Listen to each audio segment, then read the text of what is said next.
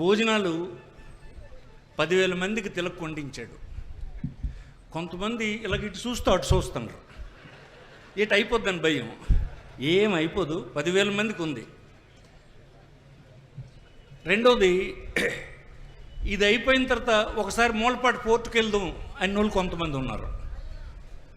ఈవేళ మనం వెళ్ళకూడదని నిర్ణయించుకున్నాం.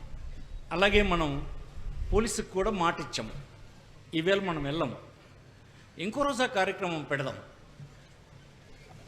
ఈ అనుమతి తీసుకున్నప్పుడు అటు వెళ్ళమని మనం అన్నాం కనుక మనం వెళ్ళాం, అంతే. మళ్ళీ దాన్ని వేరేగా ఇంకోసారి పెడదాం. మూడోది, నేను ఎప్పుడు చెప్తుంది ఒక్కటే, ప్రజాస్వామ్యంలో మనకు రాజ్యాంగం వచ్చిన తర్వాత రాజ్యాంగంలో ముఖ్యంగా పెట్టింది ఏంటంటే, ఆనాడున్న మహానుభావులు నిజంగా మెచ్చుకోవాలి వాళ్ళని. ఒక ప్రభుత్వానికి లభించినటువంటి సంపద ఏదైతే ఉందో అంటే ఆదాయం, కేంద్ర ప్రభుత్వానికి కానీ రాష్ట్ర ప్రభుత్వానికి కానీ సమకూరినటువంటి ఆదాయం